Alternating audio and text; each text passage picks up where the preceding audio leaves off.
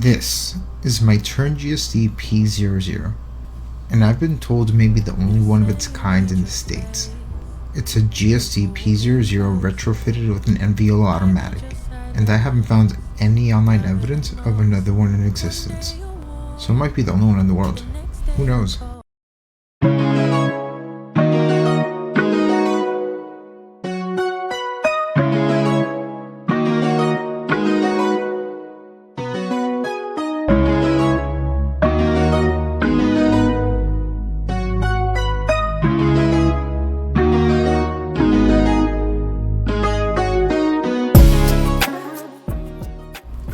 This thing is virtually maintenance free, can haul over 450 pounds, and shifts all on its own. But Tern won't sell it to you this way. I've had this bike for almost 2 months now, and over 250 miles on it, and I've got some thoughts. I'll touch on the benefits, the drawbacks, and the retrofit process. But before we do that, let's do a quick rundown of the bike. For those who are unfamiliar, Tern is the gold standard for long-tail cargo bikes. The GSD is Tern's premium long-tail cargo bike. We're talking front suspension, brake lights, telescopic seat posts, easily adjustable handlebars, folding handlebars, super robust kickstand, and access to dozens of high-quality accessories. However, it's the new Gen 3 frame that's the real star of the show. The redesigned frame has a lower center of gravity and a longer wheelbase for more stability, can hold more weight than the previous version, and what you won't see on Tern's marketing page for the GSD is that there is now room for an Enviolo Automatiq hub.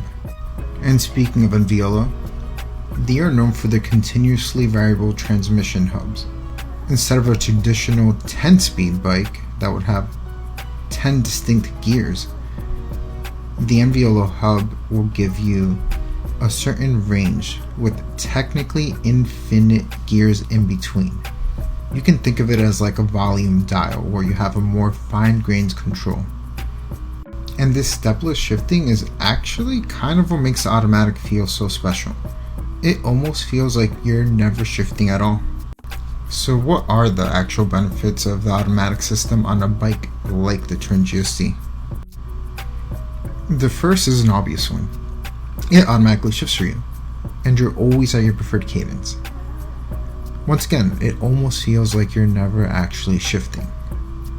But the truth is, shifting is a skill and could be a barrier to inexperienced or newer riders. And removing that mental load, that barrier, could really help some people.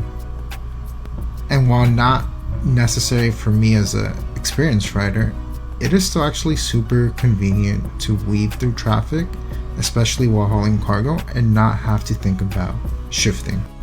Less maintenance. This is actually the primary reason I wanted to even explore retrofitting Automatiq on the Tern. I found a couple of Reddit threads of people complaining about the shifting cable snapping every 1,000 miles or less.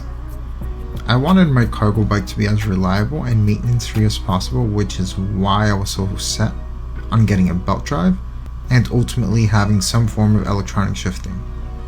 But I just could not justify the price of the top end GSD R14 with the Rohloff. Shifting under power. This might be more of a niche benefit, but generally speaking, when you shift, you're supposed to let off your pedals just a little bit. This will allow you to shift smoother, but also protects your drivetrain. And while I've heard some people mention that this is allowed on the manual Enviolo, as far as I'm concerned, it is not recommended. And this is just something you don't have to think about with the Automatiq. No grip shifter. So the manual version of the Enviolo hub comes with a grip shifter that is actually like a dial. You have to roll your wrist backward or forward, and that's how you shift. But some people find that uncomfortable. You can use it manually. You can buy a remote Bluetooth controller for the Automatiq, and it will work like a traditional electronic shifter with 9 speeds. You technically don't have to buy anything at all. There is a page on the Entuvia that allows you to control the manual gearing, and actually you could even just use the Enviolo app on your phone. Downshift on stop. This might honestly be the most important benefit. I guess it also kind of ties back to the first one, but not having to think about downshifting on a stop, or if you have to suddenly stop, being in the right gear when you're ready to go is honestly a little life-changing, especially on a heavy cargo bike that I'm primarily using to haul around an adult passenger. If you haven't noticed yet, I've been thoroughly impressed with Enviolo Automatiq, but there are some drawbacks. So the first drawback is that there's a bit of a learning curve. And this might sound a little bit counterintuitive because the whole idea is that it's taking away this thing that you're supposed to do. It's removing this barrier. But especially for an experienced rider, it just feels weird to lose that control. And the learning curve is mainly around picking a cadence that works for you. So all in all, it's not a high learning curve, but there is one. I also have a feeling for the majority of people, they could just set it to like 65 or 70 and they'll be perfectly content. And the learning curve, at least for me, is mainly from the super upright position that the bike puts you in. It just changes the cadence I normally would ride at, and maybe that's where the learning curve came for me. The second drawback is wonkiness. And I almost feel bad putting this here because 97% of the time it actually works flawlessly. But there's been at least 2 times where on boot, on start, I try to pedal and it feels like it's not catching. And I don't have any controls for the gear, so it just feels weird and like you're losing control almost. But you just stop pedaling for a second and start pedaling again, and it'll catch itself and everything's fine. And lastly, it's cost. It's more expensive. You need labor to retrofit these parts, and then the parts also have an associated cost, and that's kind of just what it is. It's going to be more expensive if you go this route. So let's talk about the retrofit process, or essentially how I ended up here. So I walked into Propel Bikes down in Brooklyn, ready to buy a Tern GSD R14, the Gen 2 version. People on Reddit mainly, but YouTube and everywhere else that I sourced information raved about the Rohloff hub. And it uses the same motor as the Gen 3 P00. So to me, it seemed like a no-brainer. Sadly, I was a little too late. Someone else ended up purchasing the bike before I could. This is when I started looking into an automatic retrofit. Like I said previously, I was very much into the idea of having a belt drive, and after hearing about the snapping cables, the automatic sounded like a great fit. There were very few resources talking about automatic retrofits in general, but there were essentially 0 mentions of a successful retrofit of an automatic system on Tern GSDs. So I just asked them. The people at Propel Bikes, super helpful, very lovely people. They told me that the Gen 3 frames actually could be retrofitted and are the only GSD frames that can be retrofitted with automatic. But they also told me that they've never done it before. I asked them to give me a quote, and yeah, it was sort of like a partnership where they got to learn about the retrofit process, and I got a really cool, potentially one-of-a-kind bike. So Propel Bikes handled the retrofit process, so I can't go into too much details, but here was my experience as a client.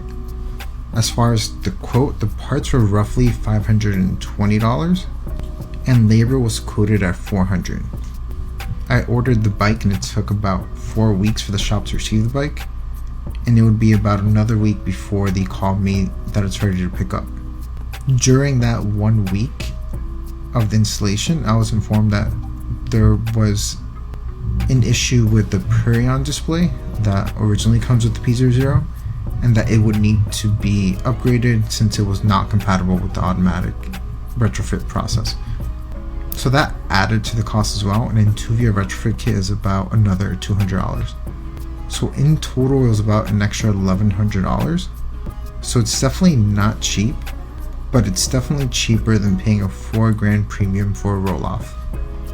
When I finally went to pick up my bike, I asked a couple questions just out of curiosity. Seems like it wasn't a complete pain in the ass for them to install it, but there were some quirks and they had to reach out, I believe, to either Tern or Enviolo for some sort of firmware. This seems to suggest to me that it may only be possible to do via dealer or a bike shop. I thought it was worth mentioning since some people on Reddit talk about doing automatic retrofits themselves.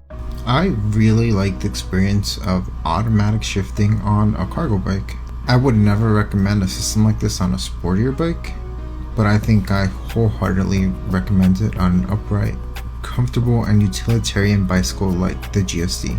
Downshift on stop is a game changer, especially with heavy cargo or passengers. The only other way to get electronic shifting, or downshift on stop for that matter, is with the top end R14, which costs an extra $4,000. So if you don't need the extra gear range provided by Rohloff and still want these benefits, automatic might be the way to go. So the primary reason I created this video is the sheer lack of content or info on the Tern GSD P00 Gen 3. But even the automatic retrofit process itself, there seems to be a lack of content on that as well. But with that said, I do plan on doing a longer term or standalone review of the GSD and my experience with it. Again, I feel like there's just not enough out there. So if you're interested, just do the YouTube things and I'll be back. Peace.